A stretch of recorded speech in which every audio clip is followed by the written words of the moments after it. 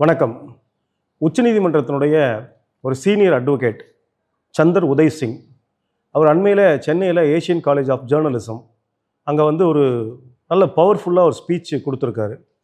அதை புத்தகமாக வெளிவந்திருக்கு. இந்த புத்தகத்தினுடைய தலைப்பு மோடி ஆட்சியின் பத்திரிகை சுதந்திரம் கருத்துரிமை. ஏராளமான ஷாக்கிங் கண்டென்ட், ரொம்ப அதிர்ச்சிகரமான பல உண்மைகளை, மறைக்கப்பட்டிருக்கிற உண்மைகளை இந்த புத்தகத்தில் அவருடைய ஸ்பீச்சு வெளிப்படுத்துது. அவர் ரெண்டு விஷயத்தை ஹைலைட் பண்ணி பேசியிருக்காரு. இன்றைக்கு மோடி ரெஜிமில் மீடியா எப்படி இருக்குது, கருத்து சுதந்திரம் என்பது எப்படி இருக்குது அப்படிங்கிற கண்டென்ட்டில் அவர் பேசியிருக்காரு. அவருடைய பேச்சு ரெண்டு விஷயத்தை வெளிப்படுத்துது. ஒன்று, மோடி அரசு ஊடகங்களை அச்சுறுத்தி பணிய வைக்க முயற்சி பண்ணுது. ஒருவேளை பணியை மறுக்கக்கூடியவங்களை ஆன்டி இண்டியன் என்று சொல்லி அவங்கள சிறையில் தள்ளுவது, இது ஒரு அப்ரோச். ரெண்டாவது அப்ரோச் என்னென்னா, அவங்க வேலை பார்க்குற மீடியாவிலேருந்து அவங்கள விரட்டுறது, அதோடு சேர்ந்து அந்த மீடியாவை அப்படியே கேப்சர் பண்ணுறது, கைப்பற்றுவது. இந்த இரண்டு அம்சங்களில் கடந்த 10 ஆண்டுகளாக மோடி அரசு, பாஜக அரசு மீடியா வேர்ல்டை, ஊடக உலகத்தை இப்படி தான் அணுகிறாங்க என்று ரொம்ப அதிர்ச்சிகரமான பல்வேறு விஷயங்களை அவர் அந்த கூட்டத்தில் பேசியிருக்காரு. 2020 ஒரு ரிப்போர்ட் வெளியே வந்திருக்கு. 228 மீடியா பர்சன்ஸ் மேலே எஃப்ஐஆர் ஃபைல் பண்ணியிருக்காங்க. ஒரு 13 பேர் இந்த அரசாங்கத்தினுடைய நடவடிக்கைகளை விமர்சித்து எழுதிய அல்லது ஒளிபரப்பிய குற்றத்திற்காக குண்டர்களால் படுகொலை செய்யப்பட்டிருக்கிறாங்க. மோடி ஆட்சிக்கு வந்த பிறகு, குறிப்பாக 2014க்கு பிறகு இதுவரைக்கும் ஒரு 650க்கும் மேற்பட்ட யூடியூப் இன்னைக்கு அவங்க சீஸ் பண்ணியிருக்காங்க. அந்த ஒளிபரப்பை ரத்து பண்ணியிருக்காங்க. இன்றைக்கி அது 2000 என்ற எண்ணிக்கை கடந்து போயிட்டுருக்கு அப்படின்னு சொல்கிறாங்க. ஏராளமான ஊடகவியலாளர் மீது வழக்கு பதிவு செய்யப்பட்டு அவர்கள் சிறைக்கு பின்னால் தள்ளப்படுகிறார்கள் அப்படிங்கிற அதிர்ச்சிகரமான பட்டியலை ஒரு நீண்ட பட்டியலை இந்த புத்தகத்தில் அவர் வெளியிட்டிருக்காரு. காஷ்மீர் மீடியா அப்படிங்கிற ஒரு மீடியாவுடைய ஃபகத் ஷா அவர் சிறையில் அடைக்கப்பட்டார். என்ன குற்றம் செஞ்சார்? புல்வாமா தாக்குதலில் அரசு சொன்னது என்ன, ஆனால் உண்மையில் நடந்தது என்ன என்ற உண்மை வெளிப்படுத்திய காரணத்திற்காக அவர் ஆன்டி இண்டியன் ஃப்ரேம் பண்ணி பகத் ஷாவை சிறையில் தள்ளுனாங்க அப்படிங்கிற உண்மை இந்த புத்தகத்தில் இருக்குது. முகமது ஜுபைர், நமக்கு தெரியும், ஃபேக்ட் செக், இவங்க சொல்கிற எல்லா பொய்களையும் ஆதாரத்தோடு மறுக்கிற அந்த முகமது ஜுபைரை கைது பண்ணி சிறையில் அடைச்சிருக்கிறாங்க.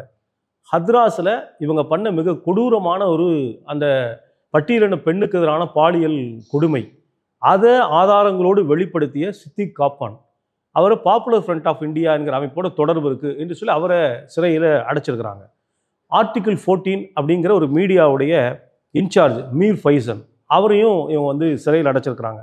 அப்படி சிறையில் அடைக்கப்பட்டிருக்க ஊடகவியலாளர் பேரை முழுக்க அவர் எழுதி என்ன காரணத்துக்காக அடைக்கப்பட்டாங்க அப்படிங்கிறத சொல்லியிருக்காரு. நமக்கு எல்லாருக்கும் தெரியும் குஜராத் ஃபைல்ஸ், குஜராத் கோப்புகள் என்று ராணா அயூப் எப்படி குஜராத்தில் மோடி என்ன பண்ணார் அப்படிங்கிறது வெளிக்கொண்டு வந்த வாஷிங்டன் போஸ்ட்டில் அவங்க ஒர்க் பண்ணிட்டு இருக்காங்க.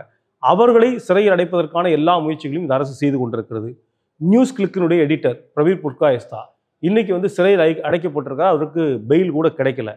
பிபிசி ஒரு ஆவணப்படத்தை வெளியிட்டது குஜராத்தில் என்ன நடந்தது என்று சொல்லி.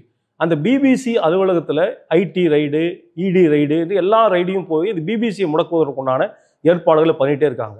கோவிட் டைமில் இந்த அரசாங்கம் எவ்வளவு ஃபெயிலியராக இருந்தது, தோல்வி அடைந்த இந்த அரசாங்கத்தினுடைய முகத்திரையை தோலுரித்து காட்டிய தைனிக் பாஸ்கர், கிட்டத்தட்ட ஹிந்தி பேசுகிற மாநிலங்களில் அதிக எண்ணிக்கையில் இருக்கிற ஒரு நாளிதழ், அந்த தைனிக் பாஸ்கருடைய செயல்பாட்டை முடக்கிறதுக்கு இவங்க ஏராளமான வேலைகளை பண்ணாங்க என்று இந்த 10 ஆண்டுகளாக எப்படி அச்சுறுத்தி பணிய வைப்பது, இல்லை என்றால் சிறையில் அடைப்பது என்பதற்கான ஒரு நீண்ட பட்டியலை அவர் கொடுத்துருக்காரு.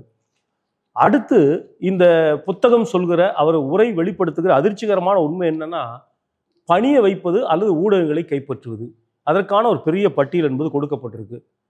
கிரவுண்ட் ஜீரோ, சம்பவம் நடக்கிற இடத்திலிருந்து விஷயங்களை முதல்ல கொண்டு வரக்கூடிய அந்த வேலையை செஞ்சவங்க பர்காதத், அவங்க என்டிடிவியில் ஒரு பிரபலமான ஒரு காம்பேராக இருந்தாங்க.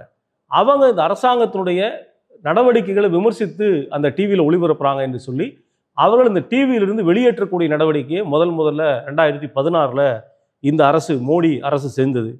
ஹிந்துஸ்தான் டைம்ஸ் அதில் மிக முக்கியமான பொறுப்பில் இருந்த பாபி கோஷ் அவர் என்ன பண்ணார், இந்த அரசாங்கத்துடைய ஹேட் ஸ்பீச்சஸ், வெறுப்பு பேச்சுக்களையும் வெறுப்பு நடவடிக்கைகளையும் ஆதாரத்தோடு பட்டியலிட்டு ஹிந்துஸ்தான் டைம்ஸில் எழுதினால் ஒளிபரப்பினார் என்ற காரணத்திற்காக அவரை வேலையிலிருந்து நிறுத்தினாங்க.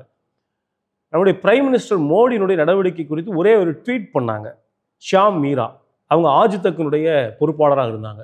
அந்த நிறுவனத்தை வந்து ஒரு ப்ரெஷர் பண்ணி அவங்கள வேலையிலிருந்து நீக்கக்கூடிய வேலையை இந்த அரசு செய்திருக்கிறது. அதே போல் ஹரீஷ் கரே, ஆதார் தரவுகள் தனியாரிடம் விற்கப்படுகிறது, எந்த பிரைவசியுமே இல்லை, ஒன்றிய அரசாங்கத்தினுடைய நம்பி கொடுக்குற தரவுகளே வந்து பிஸ்னஸ்க்காக விற்கப்படுது அப்படிங்கிற விவரத்தை எழுதிய ட்ரிபியூன் இன் அப்படிங்கிற அந்த பத்திரிகையுடைய ஹரீஷ் கரே அந்த பத்திரிகையிலிருந்து வலுக்கட்டாயமாக வெளியேற்றப்பட்டிருக்கிறார்.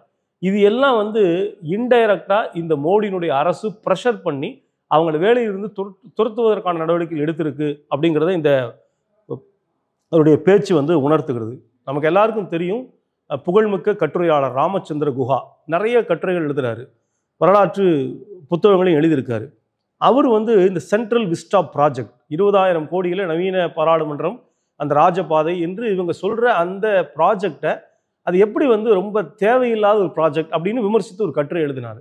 அவருடைய விளைவு என்ன? எந்த ஊடகங்களும் அவருடைய கட்டுரைக்கு இடமளிக்க கூடாது என்று மிரட்டப்பட்டு ராம்சந்திர குஹாவினுடைய பேனா என்பது முடக்கப்பட்டிருக்கிறது என்று இந்த புத்தகத்தில் இருக்குது. அதே போல் நமக்கு தெரியும், ரொம்ப நேர்மையாக விஷயங்களை சொல்லக்கூடிய கரண் தாப்பர், ரவீஷ்குமார், அப்ஷர் சர்மா, இது போன்ற ஆட்களை எல்லாம் வந்து எந்த மீடியாவும் பயன்படுத்தக்கூடாது என்று சொல்லி துரத்தப்பட்ட வரலாற்றை, மறைக்கப்பட்ட வரலாற்றை முழுவதும் இந்த புத்தகம் என்பது பட்டியலிடுகிறது. எப்படி இவங்க மீடியாவை கேப்சர் பண்ணுறாங்க? 2016 கிட்டத்தட்ட 80 கோடி மக்கள் பார்த்து கொண்டிருந்த 70 ரிலே ஸ்டேஷன் இருந்த நியூஸ் 18 முதல்ல ரிலையன்ஸ் வந்து கைப்பற்றுகிறது. அதே போல் பார்த்தீங்கன்னா என்டிடிவி என்கிற நிறுவனத்தை அதானி கொள்ளைப்புரிய வழியாக கைப்பற்றின கதை என்பது நமக்கு தெரியும். ரிப்பப்ளிக் டிவி இன்னைக்கு மோடி செய்கிற எல்லா தவறுக்கும் கிட்டத்தட்ட ஒரு விசில் ஊதுகுரலாக இருக்கக்கூடிய ஒரு ரிப்பப்ளிக் டிவி. அந்த டிவியினுடைய ஓனர்ஷிப்பில் யார் இருக்கா அப்படின்னு சொன்னால் ராஜீவ் சந்திரசேகர். அவர் வந்து ஒன்றிய அரசாங்கத்தினுடைய அமைச்சரவையில் இடம்பெற்றிருந்தவர். அவர் அந்த டிவிக்கு உரிமையாளர் என்கிற பட்டியல் இந்த புத்தகத்தில் இருக்குது. அதே போல் ஜி மீடியா, ஒரு மிகப்பெரிய நெட்வொர்க்கை கையில் வச்சிருக்கிற ஜி மீடியா, சுபாஷ் சந்திரா அவர் பாரதிய ஜனதா கட்சியினுடைய மாநிலங்களவை உறுப்பினராக இருக்கிறார் என்கிற விவரத்தை அவர் வந்து சொல்லியிருக்காரு. அதே போல் நியூஸ் லைவ் அப்படிங்கிற ஒரு சேனல், அஸ்ஸாம் முதல்வர் ஹேமந்த் பிஸ்வாஸுடைய மனைவி ரினிகி சர்மா, அவங்க தான் அந்த நியூஸ் லைவ் என்கிற டிவிக்கு உரிமையாளர் என்று எப்படி வந்து இவங்க வந்து மீடியாவிலிருந்து தனக்கு எதிராக பேசுகிற ஆட்களை வந்து துரத்துறாங்க அல்லது அந்த மீடியாவை கைப்பற்றுறாங்க அப்படிங்கிற ஏராளமான விவரங்கள் என்பது இருக்குது. இதெல்லாம் தொகுத்து பார்த்தா ஒன்று தெரியுது, என்னன்னா மீடியா, பிசினஸ், பாலிடிக்ஸ், ஊடகம், வணிகம், அரசியல், இது மூன்றையும் ஒன்றிணைக்கிற ஒரு மாபெரும் ஒரு நெக்சஸ், அதாவது கள்ளக்கூட்டு. இந்த கள்ளக்கூட்டு மோடி அரசு வந்த பிறகு, பாஜக ஆட்சியில் அமர்ந்த பிறகு மீடியா சுதந்திரத்தை எந்த அளவுக்கு அச்சுறுத்தலுக்கு உள்ளாக்குகிறது என்பதையெல்லாம் மிக விரிவாக ஆவணப்படுத்தக்கூடிய தன்மையில் இந்த புத்தகம் என்பது வெளிவந்திருக்கு. அநேகமாக இந்த புத்தகத்தை படித்து பார்த்தா நமக்கு எந்த அளவுக்கு வந்து நாம் பார்க்கிற செய்திகள் உண்மையாக இருக்கு. இப்போ வந்து உலக ஊடக சுதந்திர குறியீடு ஒரு பட்டியலை வெளியிட்டிருக்கு. ஊடக சுதந்திரம் எவ்வாறு இருக்கிறது என்கிற பட்டியல். அந்த பட்டியலிடப்பட்ட 180 நாடுகளில் இந்தியாவுடைய இடம் என்ன? 150. இதுதான் இந்தியாவில் இருக்கக்கூடிய ஃப்ரீ பிரஸ் என்கிற ஒரு நிலைமை இருக்கு. இந்த நிலைமையில் அண்மையில் பாஜக இன்னொரு ஆபத்தான முயற்சியை எடுத்திருக்கிறாங்க. அது என்ன? 2023 தகவல் தொழில்நுட்ப சட்ட விதிகளில் ஒரு திருத்தம் கொண்டு வந்து ஒரு மசோதாவை முன்மொழிஞ்சிருக்கிறாங்க. அந்த திருத்தம் என்ன சொல்லுது?